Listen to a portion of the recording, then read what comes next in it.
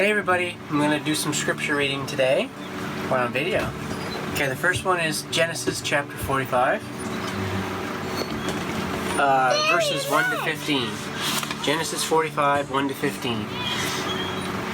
Then Joseph could no longer control himself before all his attendants, and he cried out, "Have everyone leave my presence." So there was no one with Joseph when he made himself known to his brothers. And he wept so loudly that the Egyptians heard him, and Pharaoh's household heard about it. Joseph said to his brothers, "I am Joseph. Is my father still living?"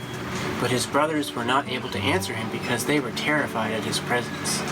Then Joseph said to his brothers, "Come close to me." When they had done so, he said, "I am your brother Joseph, the one you sold into Egypt. And now, do not be distressed and do not be angry with yourselves for selling me here, because it was to save lives that God sent me ahead of you." Good job. For 2 years now there has been a famine in the land, and for the next 5 years there will be no plowing and no reaping. Just a second, honey. But God sent me ahead of you to preserve for you a remnant on earth and to save your lives by a great deliverance. So then, it was not you who sent me here, but God. He made me father to Pharaoh, lord of his entire household and ruler of all Egypt. Now hurry back to my father and say to him, "This is what your son Joseph says. Mommy, look. God has made me lord of all Egypt. Come down to me, don't delay. You shall live in the region of Goshen and be near me.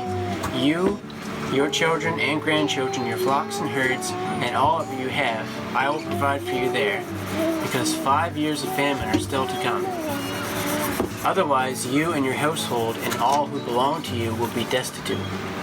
You can see for yourselves, and so can my brother Benjamin, that it is really I who am speaking to you. Tell my father about all the honor accorded me in Egypt and about everything you have seen, and bring my father down here quickly." Then he threw his arms around his brother Benjamin and wept. And Benjamin embraced him, weeping, and he kissed all of his brothers and wept over them. Afterwards his brother talked with him.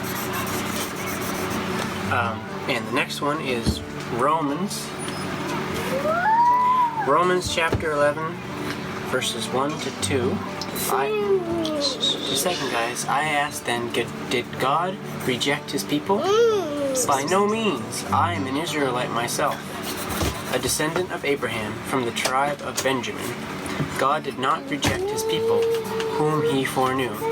Don't you know what Scripture says in the passage of Elijah? How he appealed to God against Israel? And then there's 3 more verses. 29 to 32. Starting at 29. For God's gifts and his call are irrevocable. Just as you, who were at one time disobedient to God, have now received mercy as a result of their disobedience. So they too have now become disobedient in order that they too may now receive mercy as a result of God's mercy to you. For God has bound everyone over to disobedience so that he may have mercy on them all. The end.